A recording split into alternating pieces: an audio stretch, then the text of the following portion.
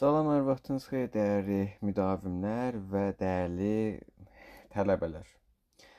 Bu kanalda ilk videomuz olaraqdan sizə qısa və konkret olaraq məqsədimizin nə olduğunu izah etmək istəyirik. Bu kanalda özəlliklə ölkə içərisində gördüyünüz kimi bir çox istənilən fən üzərində məlumatlar, bilgiləndirmələr, yeni test izahları, mövzu izahları, bir çox, yəni repetitorların əldə etmiş olduğu və ya tələbələr göstərmiş olduğu məlumatlar toplusu böyük bir kitabxana bizim ölkənin təhsil sistemini təşkil edir. Bizim məqsədimiz isə bu təhsil sistemində yeni bir cığır açmaqdır.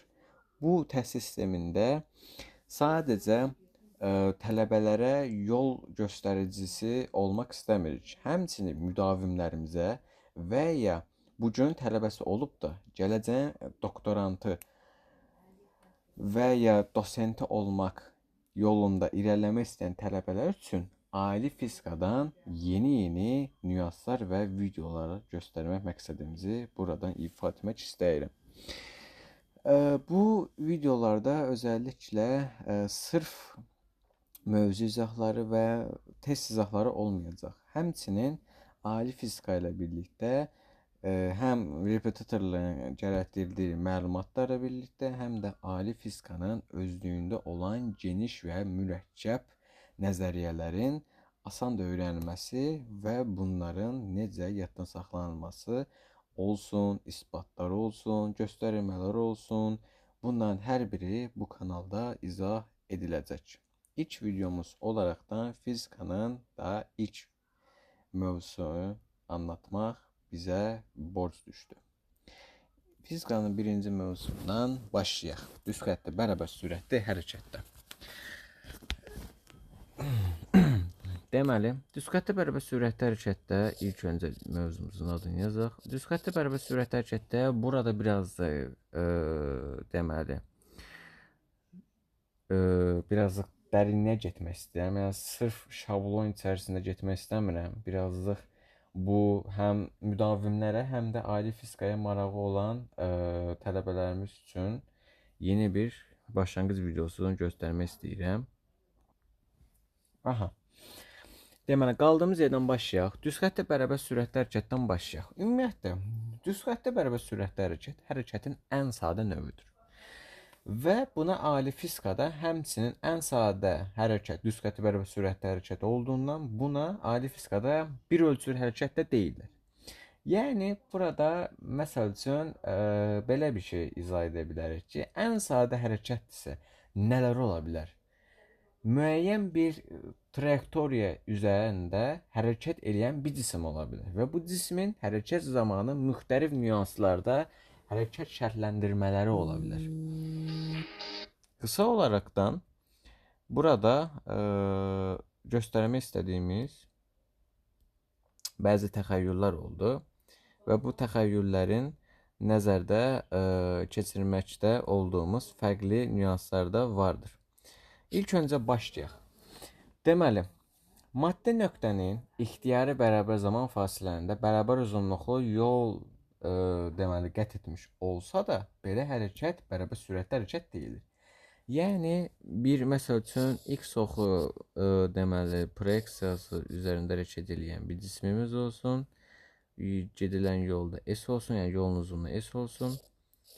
Deməli, bir dənə də cismimiz var və sabit v vektoru istiqamətləndirilmiş hərəkətini sizə göstərir. Bu hərəkətin ən sadə adı bərabər sürətli hərəkətdir. Əgər bu cismin getdiyi ixtiyari deməli trayektoriya da düz xəttdə olarsa, buna deyirlər düz xəttdə bərabər sürətli hərəkət. Yəni həm sürət sabitdir, həm də istiqaməti sabitdir. Ən qısa, yəni buna zaten burada ali fizikalıq bir şey yoxdur burada. Burada abituriyentlərin öyrəndiyi, yəni 7-ci sinif fizikasında öyrədilən ən təməl deməli biliklərdən biridir. Hərəkət bərabər sürətli və düz xəttli olduğunda dediyimiz kimi sürəti qiymətcə və istiqamətcə sabit qalır. Yəni bərabər sürətli hərəkətdə deyə bilərik ki, V bərabərdir konstanta. Həmçinin bundan əlavə olaraqdan eyni bir yol fikirləşə bilərsiniz. Bu yolu necə məsəl üçün ağlımızda saxlaya bilərik? Bərabər sürətli hərəkətin deməli istiqamət bir var, istiqamət tərzi var. Bir də var davamlılıq tərzi var. Əgər bərabər sürətli hərəkətin davamlılıq tərzi vahid zamanda gedilən yolun uzunluğu ilə təyin olunarsa, bu kəmiyyət sürətlə xarakterizə olunur.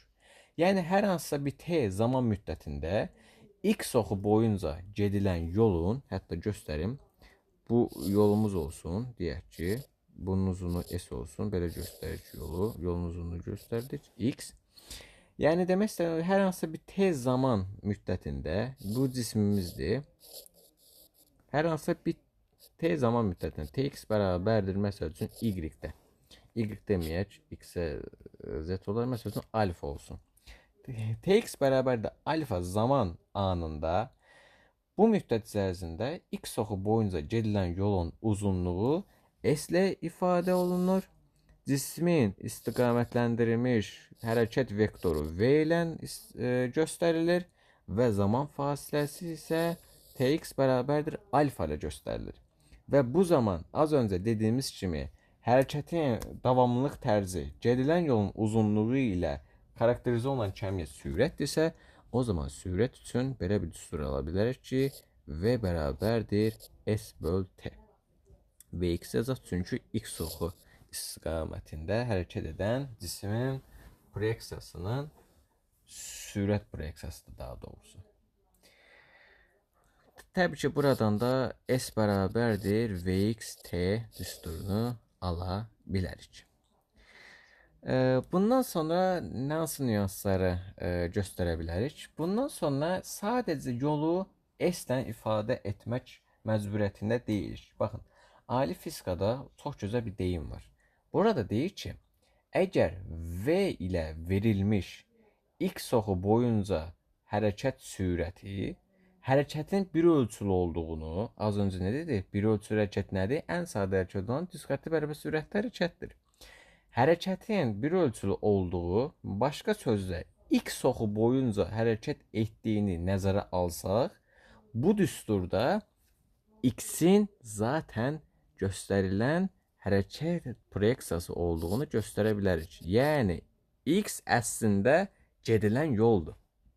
X bölünsün t. Buradan da x də bərabərdir vx-t. Yəni, burada anlatmaq istənilən şey nədir? Buradan göstərim sizə.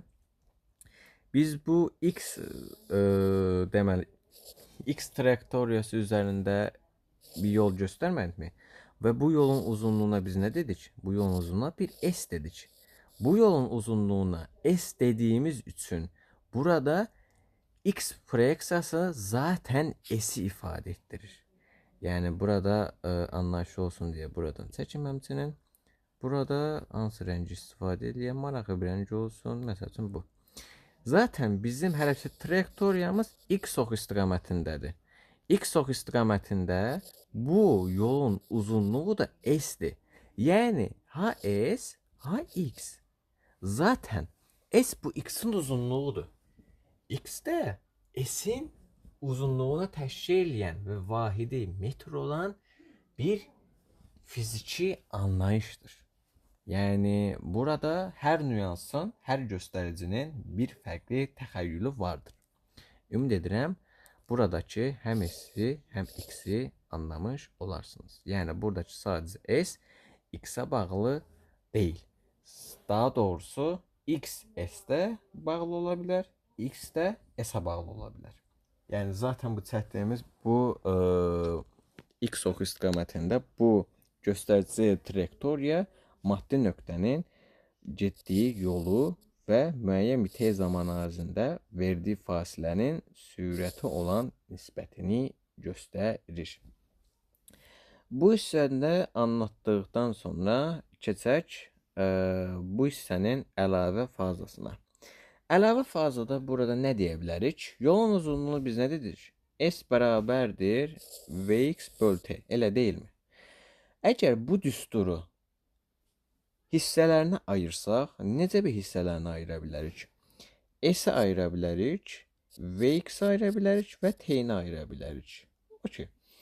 Əgər müəyyən bir yolda bir cisim hərəkət eləyirsə, buna biz belə baxa bilərik. Əgər zaman hərəkətin başlandığı andan etibarən hesablanırsa, o zaman T bərabər 0 anında S də bərabər 0 olur. Yəni, hərəkətə bir cisim başladığı andan zaman göstərilirsə, demək ki, bu da T olmazsa S də olmaz. S olmazsa T də olmaz. Yəni, biz hərəkətə əgər başlayırsınızsa, yəni daha doğrusu üzrdən ifadəmə görə, əgər hərəkətə biz başlayırıqsa, müəyyən bir S trayektoriyası gedəcək və biz bu yola çıxdığımız andan etibarən zaman hesablanacaq.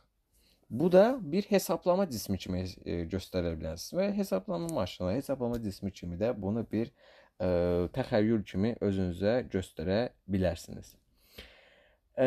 Bundan sonra bu hissəni də izah elədik. Bundan sonra necə bir deyim göstərə bilərik?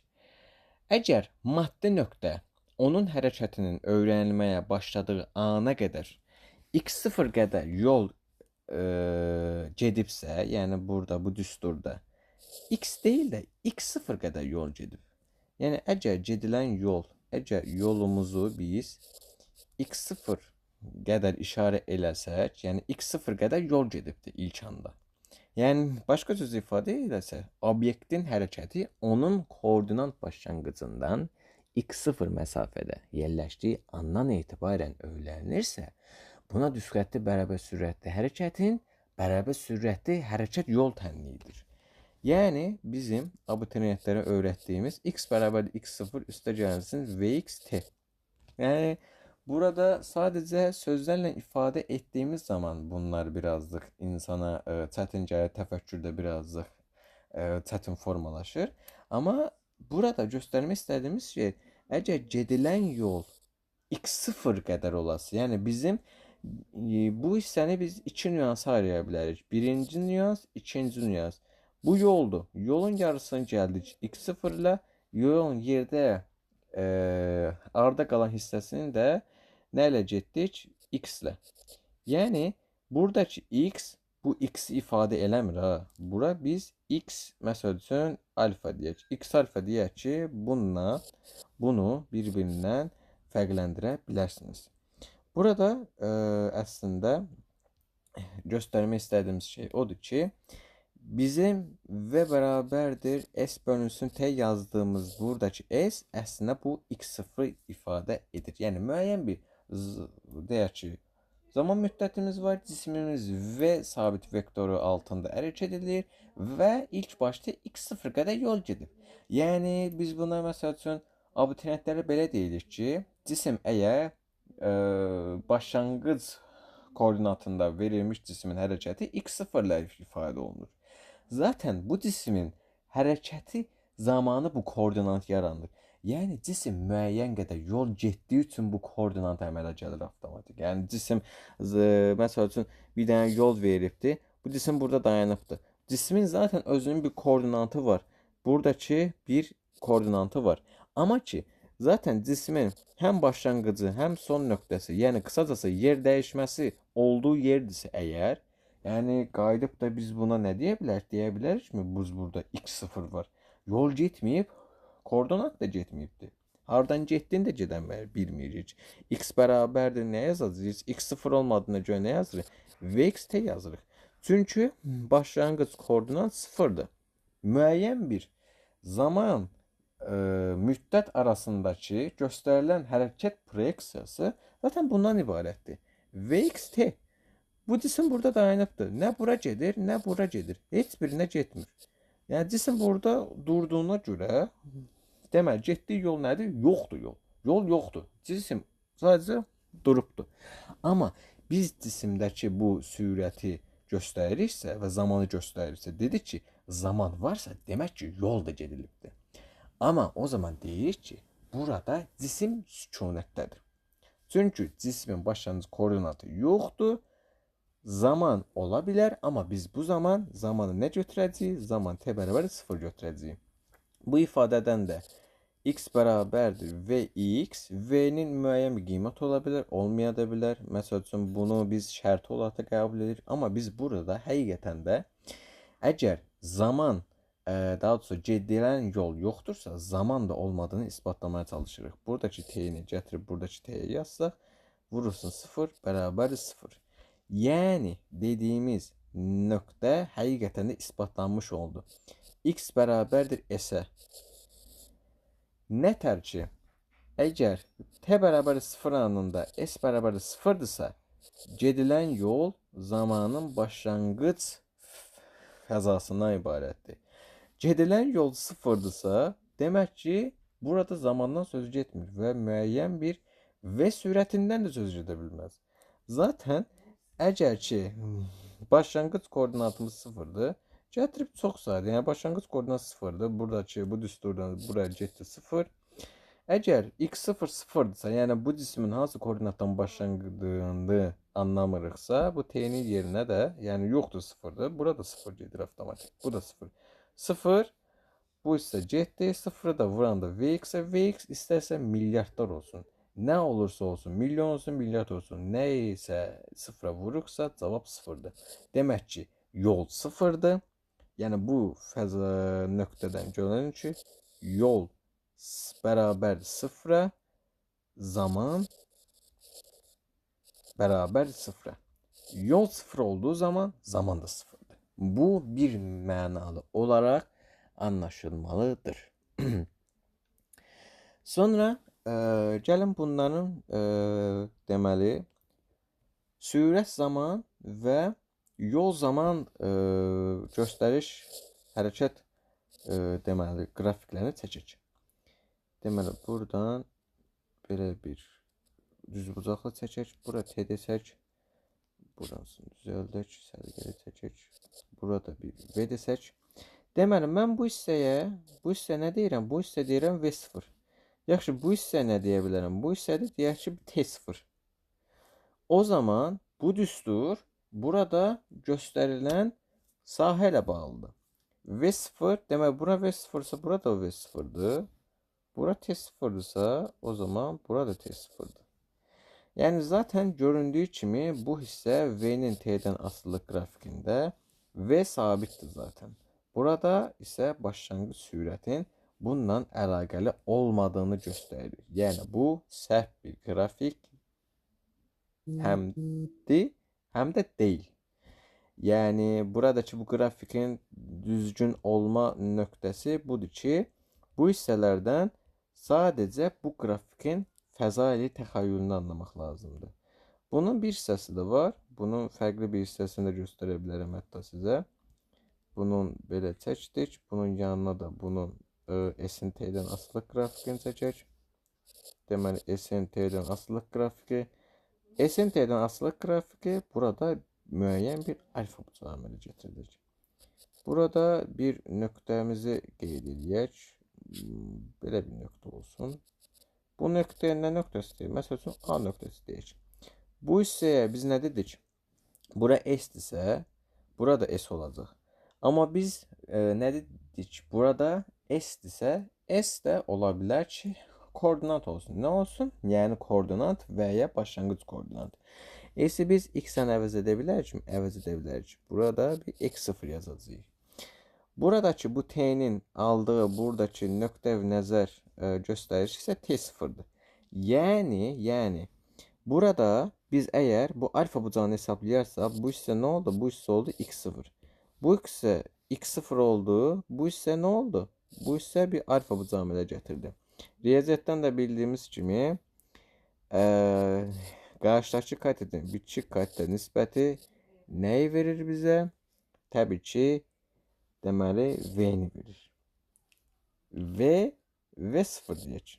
Niyə? Çünki həm yolun başlanğıc, yəni yol və ya koordinatın başlanğıc qiyməti və zamanın başlanğıc qiyməti bizə başlanğıc sürəti verir. Və başlanğıc sürəti bizə tangens alfaya verir. Çünki az öncə dedik. Qarşıdakı katedin bitişik katede olan nisbəti tangens alfaya bərabərdir. Bu hissəni də anlattığımıza görə keçə bilərik digər bir hissəyə. Burada bir grafik göstərmək istəyirəm. Burada X-in T'dən bir qrafik çəkmək istəyirəm. Bu qrafik üzərindən nəyi izah etmək istədiyimizi daha yaxşı göstərə bilərik. Bu bir cismimiz olsun. Bu bir cismimiz olsun. Məsəl üçün, bu da bir cismimiz olsun. Bura 1 yazaq. Deməli, bura 2 yazaq. Bura 3 yazaq. Bura x 3'dür. Bura x3 yazaq. Bura x2 yazaq. Burada x1 yazaq. Tamam. Başlayaq. x1 üçün biz nə deyə bilərik? x1 şərti, daha doğrusu x1 oxu üzərində biz nə göstərə bilərik? x1 oxu bizə nəyə göstərir? x1 məsafədə yerləşən və x oxuda müsbət istiqamətdə sabit sürətlə hərəkət edən maddi nöqtənin yol qrafikidir. X oxu istiqamətində, X oxu istəyirəm. X oxu istiqamətində müsbət istiqamətdə. İstiqamət isə müsbətdir. X2 qrafikinə baxaq. X2 qrafikinə zaten heç göz nəzəri də baxdığımız zaman görünür ki, X2 məsafəsində yerləşən maddi nöqtənin sükunətdə olduğunu ifadə edir. Yəni bu sükunət qrafikidir. X3-ə baxaq. X3 bizə nə göstərir? X3-ə baxdığımız zaman burada maraqlı bir nüans ortaya çıxır. X3 məsafəsində yerləşən maddi nöqtə X oxunun əks istiqamətində, yəni belə yazım, X oxunun əksi istiqamətində və burada düz xətti hərəkət, yəni düz xətti bərabər sürətdə hərəkət olunur. Həm X oxunun əksinədir, həm də düz xətti bərabər sürətli hərəkətdir. Yəni bu qrafikdən gördüyünüz kimi bura zaten sükunətdədir.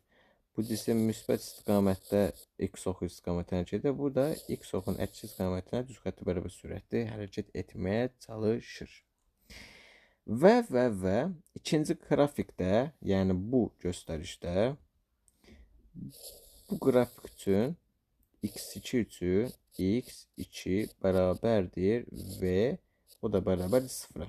Yəni X2 qrafikində sürət sabitdir. Çünki düz xətti bərabər sürətli hərəkətdir. Deməli, düz xətti bərabər sürətli hərəkətdə bəzi nüansları biz göstərdik. İndi isə düz xətti dəyişən sürətli hərəkətdə bəzi nüansları göstərmək istəyirik. Təəssüflər olsun, istər repetitorluqda, istər bu tələbələrə öyrədilən sistemdə düz xətti dəyişən sürətli hərəkətdən çox kiçik nüanslar anladılır. Yəni tam olaraq tələbə öyrənir, amma bunun nəyə aid olub, nəyə aid olmadığını təəssüflər olsun tam məntiqi ilə anlaya bilmir. Düz xətti dəyişən sürətli hərəkətdə ən əsas iki anlayış var. Deməli, yazaq başlığımız düz xəttli, hətta belə yazaq, üzr istəyirəm. Deməli, düz xəttli dəyişən sürətli hərəkət.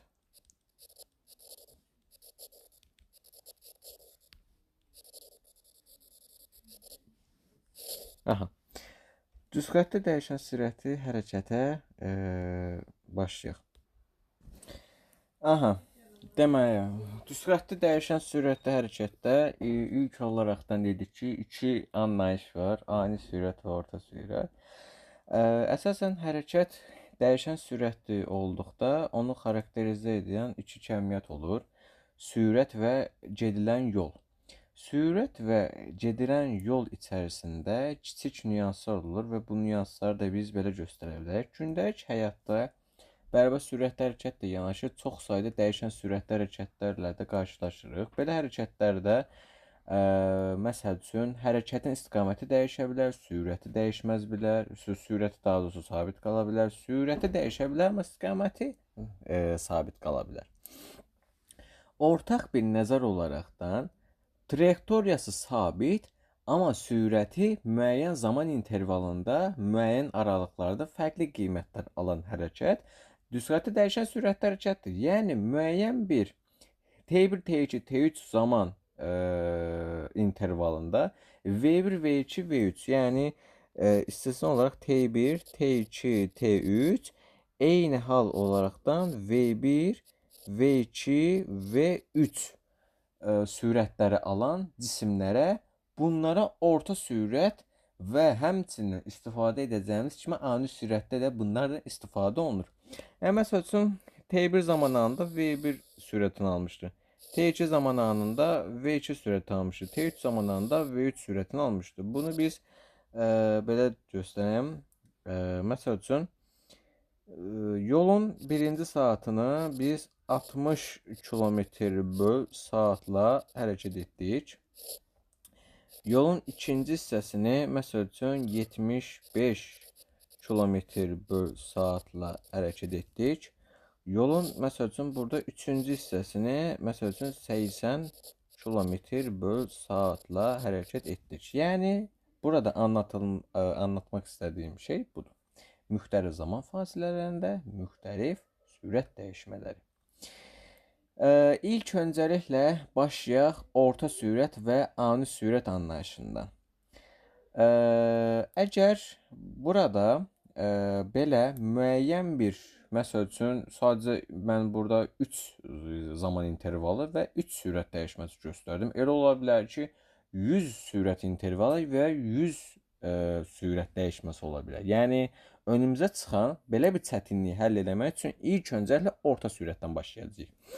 Orta sürətə biz nəzərə olaraq getirsək Vx orta. Vx orta bərabərdir Vx üstü xəttiyə, bu ali fizikada işlənir, o da bərabərdir delta x böl delta t. Yəni müəyyən yol intervalı daha doğrusu müəyyən yol intervalı hissələrində, yolun birinci, ikinci, üçüncü hissələrində və yolun birinci saniyəsində, ikinci saniyəsində, üçüncü saniyəsində gedilən yolun və bu yolun sərf olunan zamana nisbətinə V üstü xətti deyilir. Və həmçinin V üstü xətti burada əlavə olaraqdan təbii ki orta sürətlə, orta sürətin dəqiq qiyməti ilə xarakterizə olunur. Elə isə burada kiçik bir nüansa da həmçinin toxunmaq istəyirəm. Bu aldığımız ifadədə, mən bunları yığışdırım ki səliqə olsun. Bu aldığımız ifadədə bizim önümüzə çox kiçik bir şey deyil. Bu ifadədə bərabər sürətli hərəkətin sürət düsturuna bənzəməsi belə bir məna vermək olar. Yəni məsəl üçün bu sürət düsturuna oxşuyur. Yəni bu düstur bildiyimiz sürət düsturuna oxşuyur. Sadəcə bəzi dəyişikliklər var. Dəyişən sürətli hərəkət edərək delta x məsafəsi qədər yol gedən və delta t zaman müddətində hərəkət edən cisim v sürəti ilə bərabər sürətli hərəkət etsəydi, həmin delta t zaman müddətində eyni delta x məsafəsini qət edərdi. Bu çox uzun bir cümlə oldu. Ən başdan toplayasaq, bizim bir delta x yolumuz var. Delta t müddətində müəyyən bir sürət dəyişməsi ilə getdiyimiz an buna düz xətti bərabər sürətli hərəkətin xarakterizə edən dəyişən sürətli hərəkətin əsas nüansı olan orta sürət anlayışı ortaya çıxır. Bəli, biraz bilirəm ki, biraz uzun bir cümlədir, amma buradakı cümlənin məntiqini tutduğunuz an əslində bu cümlədə nə qədər gözəl, nüsxəti dəyişən sürətli hərəkətin nə qədər incə bir şey olduğunu göstərə bilərik. Təəssüflər olsun, bu tələbələrdə öyrətdiyimiz ani sürət və orta sürət çox nəzəri bir şeydir. Yəni üzdən çox sürətlə keçirik. Müəllimdən işə qəbul hazırlıqlarında olsun, sertifikasiya imtahanlarında falan filan bu məsələlərə yenə belə az-çox toxuna bilirik, amma təəssüflər olsun, belə gözəl bir dildə bunun məqsədini anlatmaq hər yerdə bizə qismət olmur. Nəysə, deməli, qaldığımız yerdən davam eləyək. Bunu anladıq. Yaxşı, əgər bizə müəyyən bir v intervalı ərzində müəyyən bir x yolu getmişiksə və bu x yoluna delta t qədər zaman sərf eləmişiksə, o zaman hərəkətin, buna nə deyirlər? Hərəkətin müddəti təxəyyülünü xarakterizə etmək üçün həmin o yolun və ya trayektoriyanın verilmiş nöqtəsindəki müəyyən sürəti tapa bilərik. Yəni bir yolumuz var, x oxu istiqamətində bir yolumuz var, bu da cismimizdir. Bu cisim v üstü üzr istəyirəm. Burada bu vektor deyil, bu üstü xəttdir, üzr istəyirəm. Bu v üstü xətti istiqamətində zaten düz xətti bərabər sürət hərəkəti olduğu üçün v-nin istiqamətləndirilmiş deməli xətti proyeksiyasını göstərmirəm. Deyək ki, bir cismimiz var. Bu cisim x oxu istiqamətində v üstü xətti sürətlə hərəkət edir. Və bu hərəkətin üzr istəyirəm. Bu hərəkətin müəyyən bir sürət anlayışını göstərmək üçün buna ani sürət deyirik. Yəni bu cisim x oxu üzərində hansı hərəkət edə bilərik, bunu bilmirik. Bunu göstərmək üçün isə fərqli bir yol gedə bilərik. Yəni x oxu istiqamətindən bu cisim belə hərəkət edibdir. Bu cisim x oxu istiqamətində də gedə bilər. Bu cisim x oxun əksi istiqamətində də gedə bilər. Amma bu cismin hərəkət trayektoriyası zamanı müəyyən bir faza dəyişməsi və müəyyən bir biz buna bizim dildə daha anlayışlı bir şəkildə göstərmək üçün bu hərəkətin aydın açıq göstərişi deyə bilərik. Bu göstərişi bunun tam olaraqdan təsnifatı mı deyək, bunun xarakterizə edən nüans mı deyək, yəni bu cisim hərəkət məntiqini göstərir. Bu cisim müəyyən bir n müddətində də göstərilə bilər. Makinimizin rəngini dəyişək.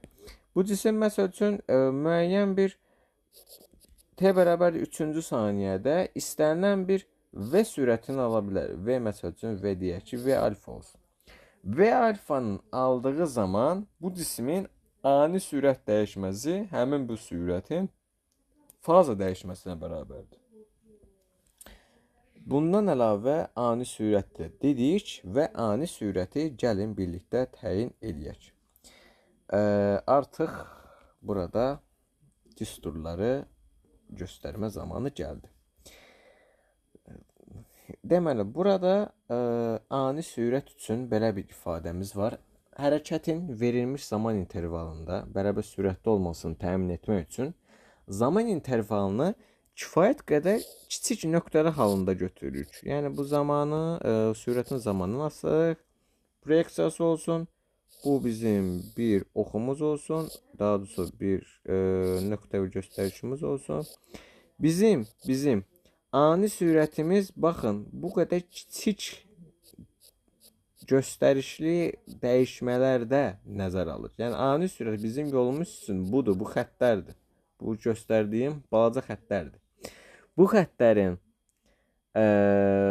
t zaman anında olmasını göstərdiyimiz üçün vx bərabərdir limit delta t yaxınlaşır sıfıra. Bunu birazcık rəngini kiçildək, daha doğrusu ölçüsünü. Delta t yaxınlaşır sıfıra. Deməli, delta x bölünsün delta t. Buradan da müstəqil bir diferansiyel alsaq, delta x bölünsün delta t. Tamam. Aldığımız bu ifadə delta x bölünsün delta t bir ölçülü dəyişən sürətin, daha doğrusu üzr istəyirəm, bir ölçülü dəyişən hərəkətin ani sürətdir. Yəni bu ifadə ani sürətdir. Bu ifadə ani sürətin ən kiçik göstəricisidir. İndi gəlin bu dəyişən sürətli hərəkətdə ani sürəti müxtəlif fazalarda göstərək. Məsəl üçün cisimimiz V1, V2, V3, məsəl üçün və s. və s. və s. Vx və s. və s. yenə getdik. Daha doğrusu burada V, məsəl üçün n-1 yazaq, daha da getdik, daha da ileriyə getdik. Vx n qədər sürət parçaları həmin bu eksperimentdən aldıq deyək ki. Və buna nəzərən həmin bu zaman dəyişmələri T1, delta T2 getdi. Delta T deməli n-1 getdi. Delta T n. Həmçinin buna müqabilən eynən aldığımız bir yolu, həmçinin bu yolu məsəl üçün xətlə göstərilən, yəni bu göstərdiyimiz sahənin ədədi qiymətini göstərsək, delta xi bərabərdir. Deməli, vxi üstü xətli, deməli, delta ti ifadəsi ilə göstərsək, o zaman ortaq bir hərəkət nöqtəsi ortaya çıxır. Necə? Yəni, bu ifadələri nəzərə alaraq bir düstur çıxarsaq, həmin dəyişən sürətli hərəkətdə gedilən yolun təxmini uzunluğunu təyin edirik. İfadəmizi alaq. X bərabərdir. Deməli, Vx1, Vx1 saniyə, Vx1 deməli üstü xətti delta T1 üstə gəlinsin. Vx2 üstü xətli delta T2 üstə gəlinsin. Vx3 delta T3 üstü xətti təbii ki yazaq. Və s. getdik. Deməli, üstə gəlinsin, bunu da yazaq. Vx deməli n delta Tn, burada üstü xəttimizi yazaq, bərabərdir. Cəm i bərabərdir 1-dən n-ə qədər Vxi delta Ti. Yəni, bütün bu zaman fasilələrində həmin bu cismin sərf etdiyi zaman və sürətin hasilini hamısının, bütün hər birinin cəmi həmin bu dəyişən sürətli hərəkətdə gedilən yolun təxmini uzunluğudur. Təbii ki, burada cəm varsa birazcıq absurd bir cümləymiş kimi gəlir. Bura bir, yəni cəm zaten hamısını toplayır, amma ki, çox böyük sürətlər də verə bilər bizə. Çox böyük zaman müddətlər də verə bilər və böyük deməli yol məsafələri də verə bilər. Və bu yol məsafələri təbii ki, oturub da, yəni məsəl üçün bizə belə bir kök altında 275 bölünsün, kök altında 76 metr qədər uzunluğu olan bir yol verirsə, təbii ki, bunu hesablamaq birazcık deyil, yəni bir çox mürəkkəb bir məsələdir. Ona görə də cəm bunları təxmini olaraq toplaya bilir. Təbii ki, belə bir yolda söz gedə bilməz. Bu qədər böyük qiymətli bir yol niyə olsun məsələnin şərtində. Bundan sonra bu grafiki, burada bu çəkdiyimiz bu qrafik yoxdurmu? Bu qrafiki daha aydın şəkildə göstərmək istəyirəm. Deməli, bu düsturun yanından bu qrafiki çəkmək istəyirəm. Buradan çəkir qrafikimizi. Deməli, T'nin və X-dən asıllığını çəkək. Deməli, müəyyən bir parça 3 ölçülü fazada yerləşir. Sonra bunları da çəkək. Deməli, burada göstərmək istədiyim şey o ani sürətin minimal göstəricilərdir. Bu qrafik dəyişən sürətli, yəni dəyişən sürətli və bir ölçülü hərəkətin sürət qrafikidir. Yəni qısacası ani sürət eləyən bir deməli bir göstərici yol xəritəsidir. Bu hissə gəlsin, bu hissəyə dəysin. Bunları silək, uyğun olsun. Bu hissə gəlsin, bura deyək VT, daha doğrusu VT deməyək, VI deyək, çünki T-də hansısa yazmışıq. Deməli, bu nöqtəyə deyək bir T0 və bu kiçik aralığa deyək, deməli, bu aralığı həm T0 istiqamətində sıxılır, həm də bu T0-ın əksi istiqamətində sıxılır. Və bura delta Ti olaraq göstərə bilərik. Müəyyən bir zaman intervalındakı müəyyən bir V sürəti hərəkət edilən cismin deyək ki, getdiyi yolu biz burada təxmin eləmək istəyirik. Və burada həmin bu sürətin göstərilən hissələri, parçaları biz bunları göstərə bilərik. Əgər biz bunu nəzəri təxəyyüldə fikirləşə biliriksə, yəni bir cisim deyək ki, hərəkət edir. Bu cismi müəyyən bir V sürəti istiqamətləndirilmiş hərəkəti ilə deyək ki, bir T1 və ya bir T2 müddətində hərəkət etdiyi zaman S qədər məsafə göstərilibsə, bu məsafə iki məsafə də ola bilər. Məsəl üçün, iki sürət ola bilər. V1, V2, iki zaman müddəti ola bilər. Həm T1, həm T2. Bu iki göstərdiyimiz bu sahə, daha doğrusu burada bu göstərdiyimiz sahə sadəcə bir göstərici. Deyək ki, bunun ikinci bir göstəricisi olsun. Təbii ki, buradan da həmin bu T0 tərəfdən bu sıxılacaq, buradan da bu sıxılacaq, bura delta Ti yazılacaq və eyni şey burada aid olacaq. Yəni, bu iki sahə arasındakı cüzi fərqi aradan qaldırmaq üçün delta Ti'ləri həm buradakı Ti, həm də buradakı Ti sıfıra yaxınlaşdırmaq lazımdır. Çünki sıfıra yaxınlaşdırmaq limitə keçmək deməkdir. Bu ifadədən limiti taparsaq, deməli, x bərabərdir limit, deməli, delta Ti yaxınlaşır sıfıra.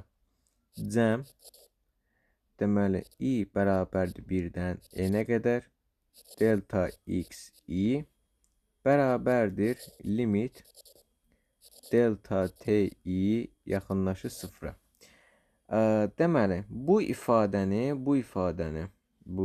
yazdığımız bu ifadəni indi sadələşdirmək istəyirəm. Bunu madəm ki, bu yoldur, bildiyimiz kimi çaşdırmaq S bərabərdir x, bunu ən başda da yazmışdıq, özümüzü çaşdırmaq. Bu x yoldur. Məsəl üçün, mən bunu iki şey halında göstərmək istəyirəm. Həm V1 T1, həm də V2 T2. O zaman bunu biz belə yazacağıq. Deməli, Vx1 delta T1, deməli, bunu bağladıq, üstə gəlinsin. Limit delta Ti yaxınlaşır. Bunu düz yazaq. Ti yaxınlaşır sıfıra. Vx deməli 2 delta T2. Və ya belə üstə gəlinsin. Müəyyən bir məsəl üçün az öncə 2 cisim üçün baxdım da, yəni ümumi bir yolu iki cisim üçün baxdım da, zaten limitdən həll ediriksə, niyə iki cismi götürək? En sadə cismi götürək. Buradan da bu alınır ki, deməli limit üstə gəlinsin. Delta ti yaxınlaşır sıfıra. Deməli vxn tn. Suyo. O da bərabərdir. Buradan artıq çətin hissəni keçdik. Delta ti yaxınlaşır sıfıra. Bütün bu yolları biz tapdıqmı? V'ni t'ni yazdıqmı? V'ni t'ni buradan işaret etdik mi? Buradan da işaret etdik mi? Bu birinci cisim, bu ikinci cisim, bu n'inci cisim. Bütün hər birini yazdıqmı bunlar üçün? İndi gərək bunların hamısını cəmləyək. Cəmləsə necə olacaq? Deməli, cəm olacaq. Üzr istəyirəm, yazamadım. Deməli, i bərabərdir 1-dən, limitdə cəm olur. N'ə qədər vx i delta ti. İndiyənə qədər topladığımız delta i indeksli vx n qədər cismin dəyişmə hərəkətli yeyinliyini hər birini həm limitə yaxınlaşdırdıq, həm də onların hər birini cəmlədik. Həm limit var, həm cəm var. Nə olmazsa olmaz integral. Buradan da bu da bərabərdir integral, deməli t1-dən tnə yazaq. Vx dt.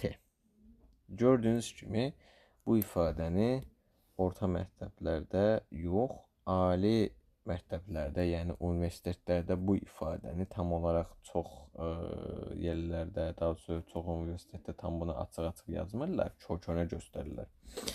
Amma burada biz sadəcə çox sadə dillə anlatdıq. Yəni müəyyən bir cismimiz var, müəyyən bir x yolumuz var. Bu x yolumuza istənilən qədər şey verə bilər, qiymət verə bilər. Çünki bu cəm bu istənilən qədər, yəni n qədər cismi topluyor. Zaten i bərabərdir 1-dən n-ə qədər yazmışıq. N-ə qədər yazdığımız üçün, bunu hətta düzəldim görməyənlər üçün, n-ə qədər yol yazmışıq. Deməli, burada bu birinci cismimizdir, v-si var, t-si var. Bu ikinci cismimizdir, v2'si var, t2'si var. Burası v1, t1.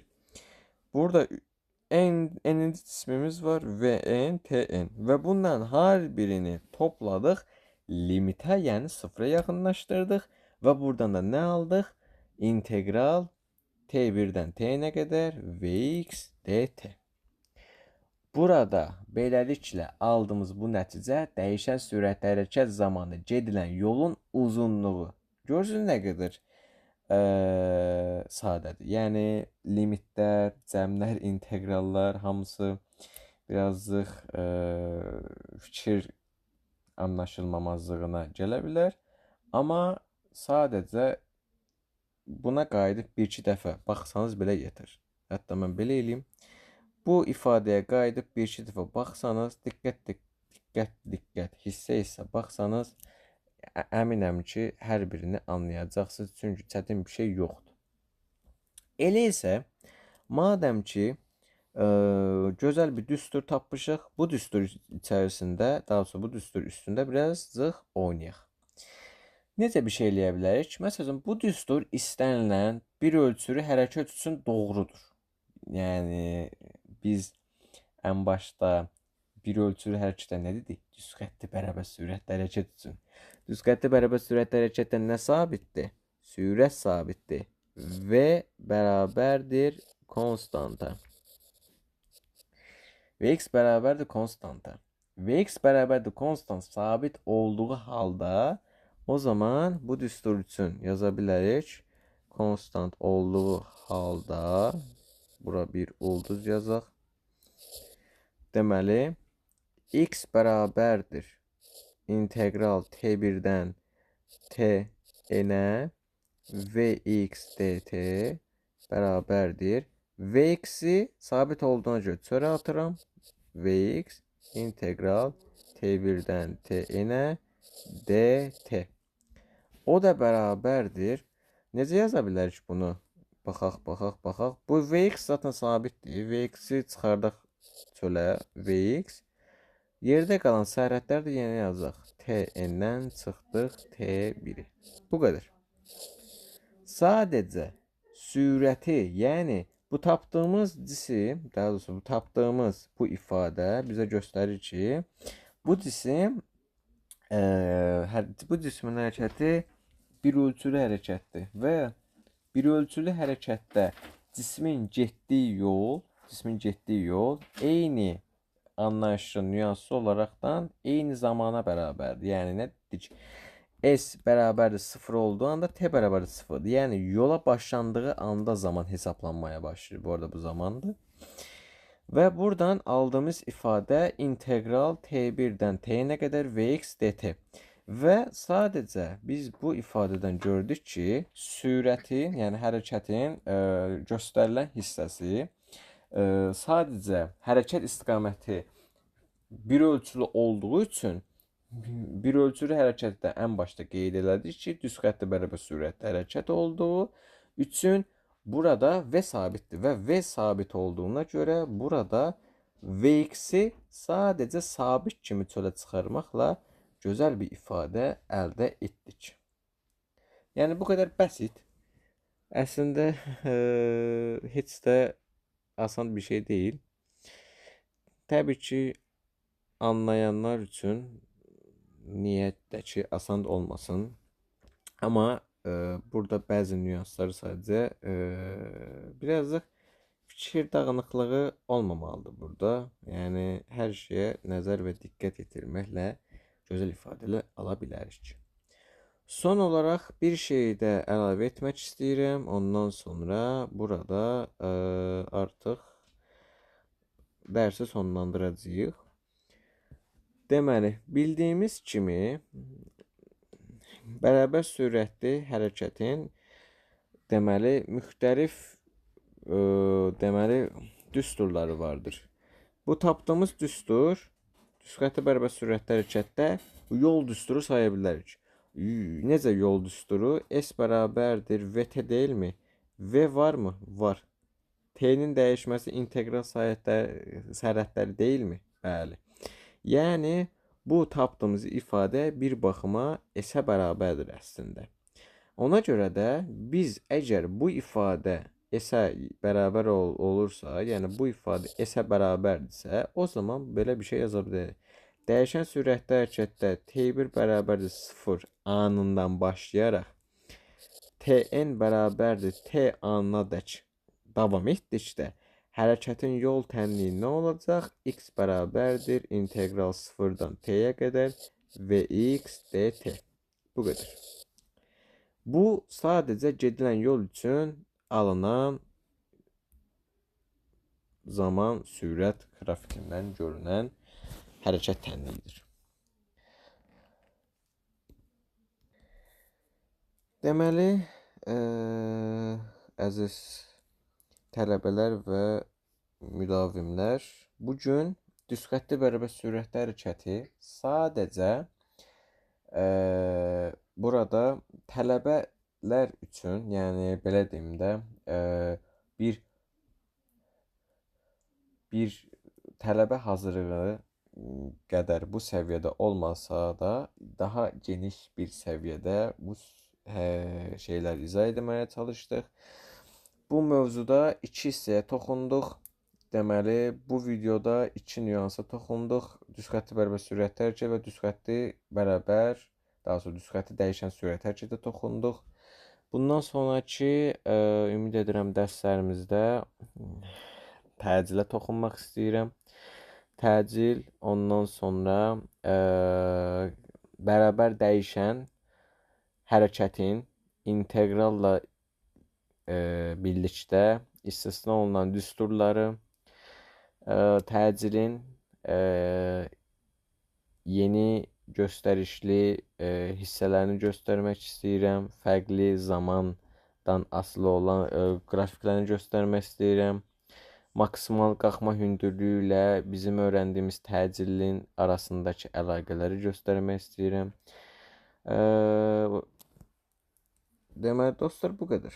İlk dərsimizdə sadəcə bir təməl olaraqdan sadəcə yəni bir səhifənin yarısını doldurmayan bizim bu tələbələr üçün keçdiyimiz hazırlıqda bir səhifənin yarısını belə doldurmayan bir hissəni ikiyə ayırdıq və bunu hal-hazırda baxıram 55 dəqiqədir yayındayıq. Yəni 55 dəqiqə içərisində anlatmaya çalışdıq. Yəni ali fizikanın gözəlliyi və incəliyi budur. Hər şeyin incəliyinə və nüansına getmək burada özünə xas bir təxəyyüldür. Hər şeyi çox dərinə öyrənmək düzgün deyil, amma hər şeyi